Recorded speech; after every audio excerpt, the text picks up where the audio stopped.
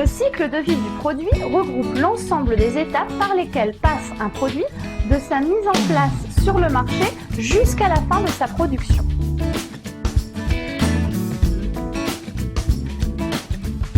Le cycle de vie du produit comprend généralement 4 phases. Une phase de lancement, une phase de croissance, une phase de maturité et une phase de déclin. On peut ajouter une phase de relance en cas de besoin.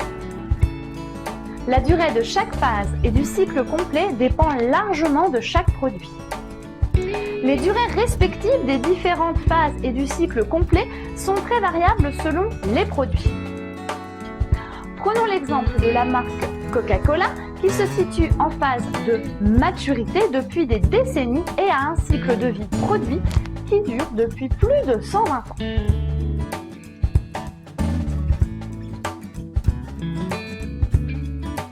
L'entreprise peut se servir du cycle de vie produit afin de gérer son portefeuille de produits.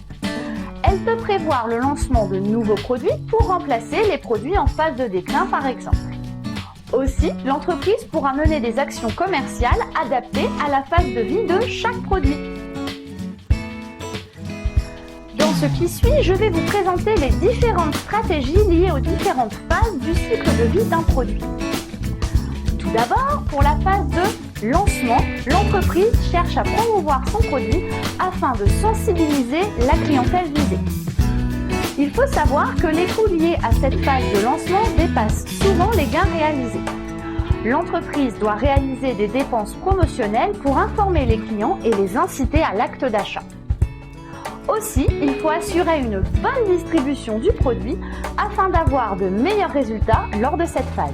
Phase de croissance. Le produit commence à générer du profit et devient de plus en plus rentable.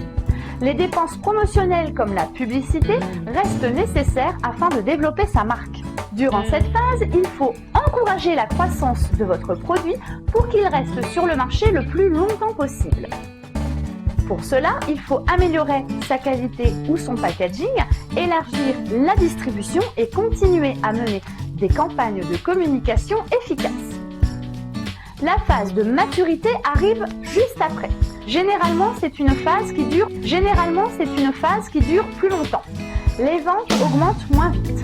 Durant cette phase critique, il faut surtout trouver l'avantage concurrentiel qui va vous différencier de vos concurrents.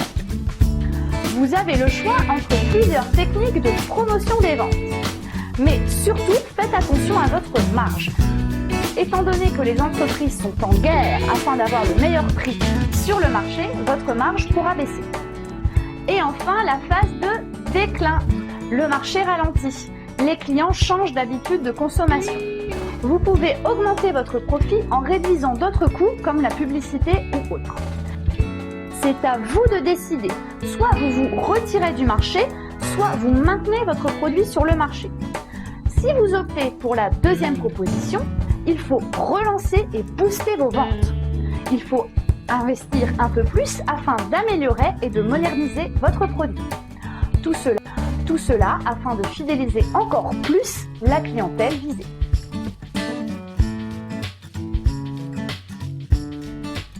Le cycle de vie produit présente quelques problèmes car rares sont les produits qui suivent réellement cette courbe. Ainsi, la durée de chaque étape varie d'un produit à un autre. On peut même aller jusqu'à dire qu'on a une courbe spécifique pour chaque produit existant sur le marché. Des fois, on assiste à des cycles sans phase de croissance et de maturité. Le produit est lancé mais connaît le déclin rapidement. Sachez que le cycle de vie d'un produit reste un outil pour cadrer le développement de votre produit.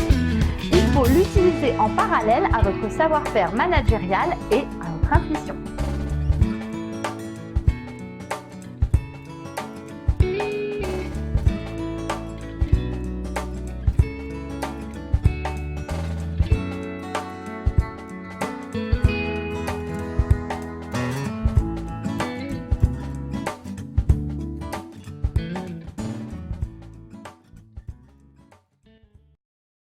Created using Powtoon.